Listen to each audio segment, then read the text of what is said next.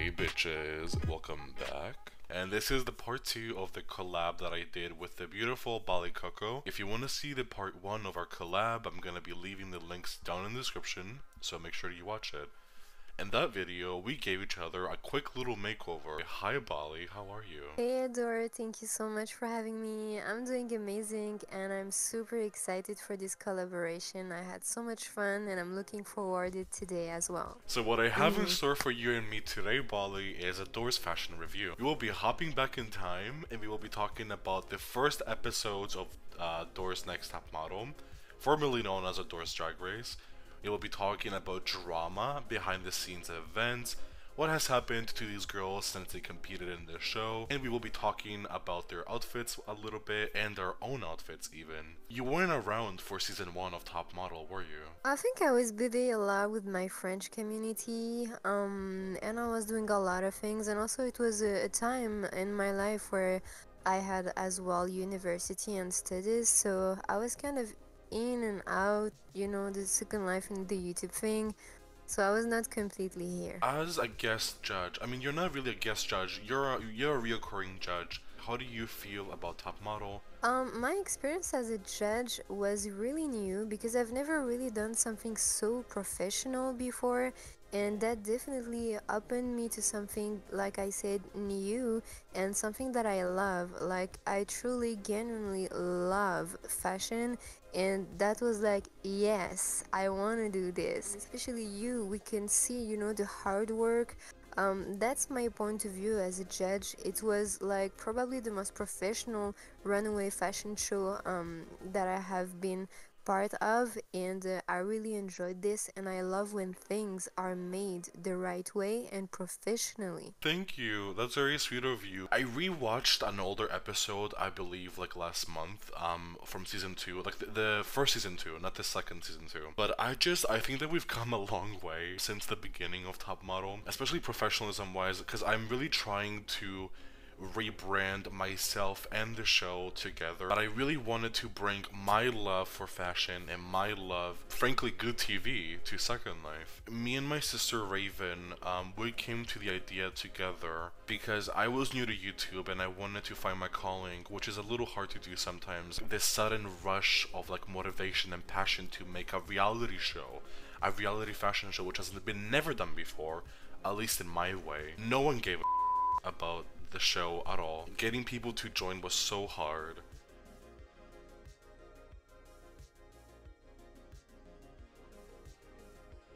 My first thought on this, these are not models compared to the season 2 and the season 3. They look so basic. That's what I see, that's what my eyes see first, and my eyes are really into elegant and model and something special, something striking. That's not it. But what I see as well is that you already had that organization where the girls would speak on voice and the judges too, and you would have an audience on the sides and always that beautiful setting. So the way it was done is still very professional to me, and I think that's your identity as a content creator. You do things really professionally and you really know how to organize them, and it's beautiful. But the girls, no. The season 1 winner is Rose, which Rose was not perfect. She was definitely basic to say the least. Rose, if you're watching this, I'm sorry. I think the cash prize back then was like 2,000 lindens or something. I don't know, looking back on this from season 3 to season 1, I want to cry because it has been such a journey. And I remember just like people coming into the audience, and I was so excited, which by the way, we've stopped doing the audience thing for lag reasons. Also, a lot of the audience members would harass the girls backstage. It was a whole thing. I didn't want to get into it. So if my memory serves me correctly, I think the theme was something like casual. I remember seeing her come through the runway and bitch had like a whole sequence, like tight dress, and I just remember being like, this is not the theme. Honestly, bless Molly's heart. Molly's such a nice person. We still talk to this day. But I remember when she came and I was like, Molly, this is not the theme. She was like, nobody told me the theme. So that was like the first ever official drama of Top Model. It's a memory that I hold very dearly. I don't know. I would say, even if it was not the team, that was the number one, the first time. So obviously you're gonna be very nostalgic. The first drama, of course. But I think she's beautiful, yet if the theme was casual, yeah, she's completely out of it. She looked like she's going to a date, to some kind of dinner. Look at my avatar, bitch. Is this a fashion judge or is this a bimbo? Who is she? Don't know her. So let's discuss some backstage tea. Every episode, I would have to beg most of the models, please come to the show. Please show up for filming. And so many of them would come late, the show would get delayed.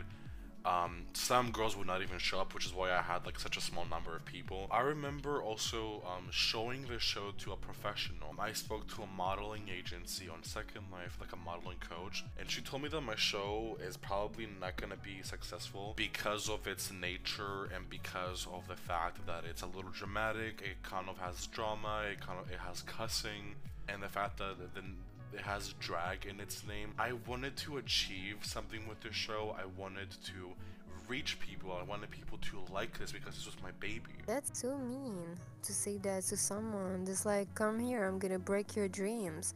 I think fashion is very wide in dance. Even me, if I saw this, and I love fashion, you know, and I've been in a lot of fashion weeks in Paris, and I've been a little bit in this world of fashion. Everybody has a different style. It depends how you receive it. Fashion is not just this or just this. But if I look at this and I was in 2019, I'll be like, wow, this is so entertaining. I want to see more. So what I want to talk about also is a criticism against me, especially during this time. So we've all known that I have gone through a lot of phases, I've gone through a lot of changes. I've been a bimbo, I've been Kim Kardashian, I've been literally whatever. And I just remember people being so harsh to me and like calling me a plastic bimbo and kind of questioning my ability to judge fashion, which I disagree with to this day because I don't think you need to look a certain way to recognize fashion. Because I've loved fashion and fashion shows since I was literally a kid, and I just remember watching them so much and growing up and looking at all of these models. And I did my own research when it comes to fashion as well. I was just interested in something else for myself personally. I think that I'm going through a big renaissance. I think that my fashion is evolving and that I'm changing, and as a person as well, I'm beginning to discover myself a little bit more.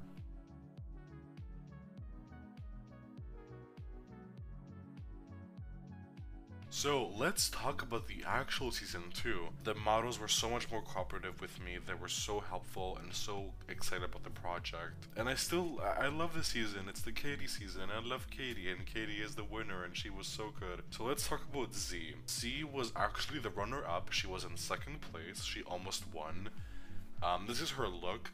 But here's the thing, I think this look is very cute to this day. I don't think it's Wonderlandish enough, but I remember hating how she would always have the same eyeliner and the same like little heart things on her cheek all the time, every single time, so repetitive, so yawn, so boring. For me, Z looked really beautiful. I especially like the way she combined the different textures of the clothing, and that's what we look for also in a fashion runway.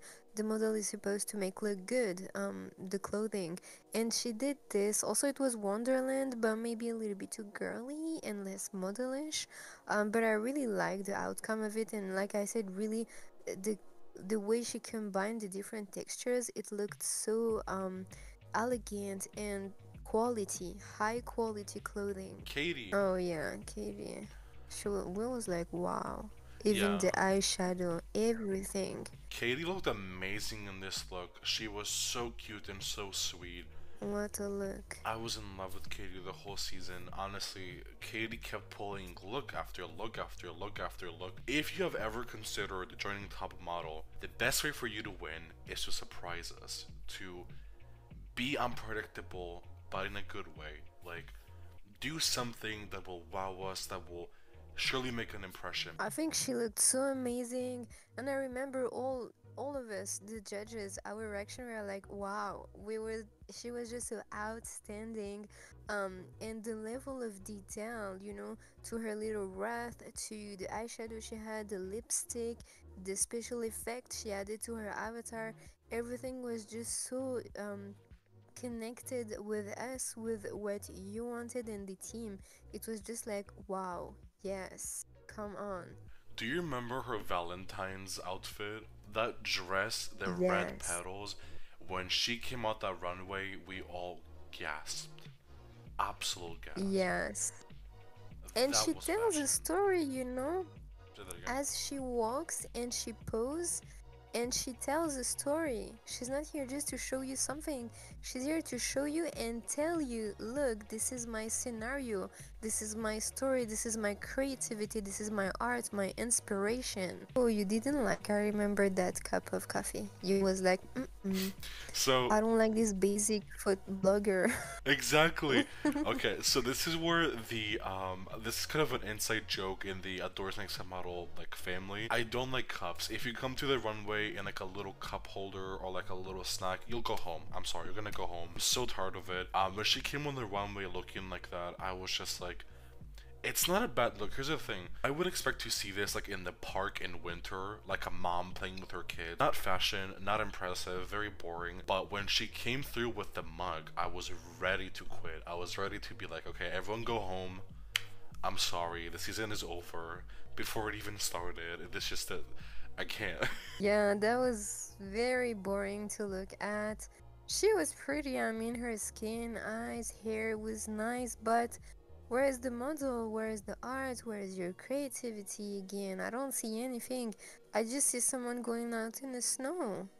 Nothing special in here. Absolutely empty. Yeah, my grandma would wear this outfit. I mean, it would look cute on my grandma, but on a fashion show, girl. That makes you look really like a potato more than anything. Before we move on, I want to talk about some drama that happened during the season. I'm not sure if you remember, but at the end of the season, someone in the audience who was previously part of the original cast got on Voice at the finale after Katie was announced as the winner and accused me of stealing her money. Do you remember that? Ah, you mean the person who accused you to take the money for yourself? Yeah. The donations?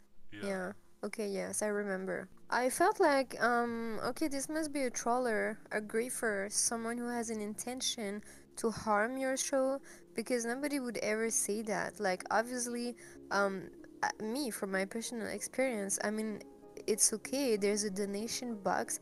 It's clearly to improve the show, and we can see that there's a decor, there's a lot of things, there is money involved, and a lot of your time as well involved. So for me, it felt very natural.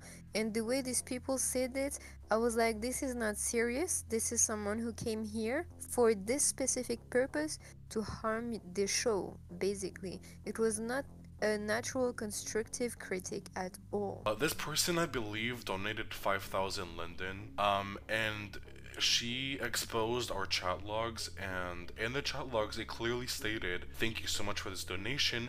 By the way, some of this will be going to the show, and not all of it will be going to the donation pot for the prize money." And this girl got on Voice, put me on SL Secrets, and just like threw the biggest fit over $20. The thing is, I take my subscriber support so near and dear to my heart. People showing up to my show, people watching my channel, people liking my videos and commenting. I love you with all of my heart. And for someone to give me their hard-earned money, what am I gonna do with that? Buy a new outfit that I'm gonna wear twice? I believe that in my show, the growth has been so obvious. Each season gets better than the other, so that money must be going to a good use, don't you think? Like, every season and every episode had something new. Each season got better than the last one, so how do you explain that? You know what I mean? And that person just wanted some attention, in my honest opinion. And from my personal experience, like, Adore has never been someone who asked me money, who tell me I want to buy this. Like, I've never ever seen Adore like running after money or having a little bit of a money chaser attitude. So that was like unreal. This look is country girl That at was best. terrible. Terrible, horrible. Go home. Don't want to talk about it. Move on. Winter Wonderland, oh my god, it was just so off. And I remember her excuse was, I was trying to do a Parisian look. And in my head, I was like, ding, ding, ding. BOLLY COCO is a judge. She's Parisian. She's French. she knows fashion. And I was like, I remember turning to you and I was like, Bali, is this Parisian? And you were like, no. It's not. I mean, I get the idea. She wanted to wear the beret, with the shirt on top that looks like Burberry. Actually, not even a French brand. Burberry does this print. Burberry is not French at all. And maybe the coffee, like she's going to a Oh Paris, god, the like coffee, not the terrace, coffee. having a little coffee. But no, I mean, if you're in Paris, you're taking your coffee, you're sitting and you're eating with your friends. You're not walking with a coffee in your hand. And I don't see what is French in here. Even the print reminds me of Burberry. It's just not French. Maybe the beret, but it's not really a beret she's wearing. It doesn't even have the original shape of one. But I get her idea, but that was like a very poor attempt to Paris style. Okay, so I remember this girl. The free outfit. The Oof. free outfit, exactly. This is how she's remembered, as the free outfit. Um, I remember that we were judging her, and she took it very personally, and we were like, "This does not fit into the theme," and she was like, "Well, I didn't have any money, so I just wore something in my inventory." And I remember that you said, well, you can go to Scandalize. There's so many beautiful stores, especially because it was winter time. I think at the time, you could have. You said you could have gone to so many different stores with so many beautiful gifts and cheap items. You could have asked the judges for help and direction, and you didn't. You simply showed up in a lazy outfit and used it as an excuse. And to me, that was just unacceptable. That was because you can tell me you have no money, okay, I will go with you, and I'll go just to Scandalize or Ivory Mangala, or where there's a lot of free stuff. Not even counting the freebies on the marketplace, there's a lot of good things. So she could have 100% built a winter wonderland with freebies. Like I can do that. She didn't have. She could just say to the judges, "Yeah, like I'm gonna take free stuff." No, no, no. We would direct her. Like okay, there's this store and this store. There's nice freebies. And she could build something, but there was just no effort in here. Nothing. I want to make a point. In season 3, Evil, who was in second place, struggled with money. She did not have a stable income. She has never bought Lindens in her life ever. She doesn't have any money. She doesn't really spend that much money either. She just knew how to find things intelligently and how to land on her feet quickly. Because I remember her telling me, Adore, I'm stressed, I don't have any money right now, I don't know if I can do your show, and I was like, listen, you're talented, please come to my show, and she did amazing. She was in second place. Evil is such a talented person, such a beautiful soul, so much energy and so much life. Before we finish up today's video, I want to talk about the finale of season 2. Now, this was so stressful. Everyone was excited, and both of these outfits are so amazing. This is when I really saw that these girls were fighting for the crown, and they were really there to win. And honestly, I'm in love with both of these girls. Both of their outfits are so fashion, so high fashion. It tells a story. It's a fairy tale. It's drama. It's love. It's betrayal. It's passion. It's everything that I've ever asked for a runway. They look amazing, and I remember it was really, really hard to choose between them.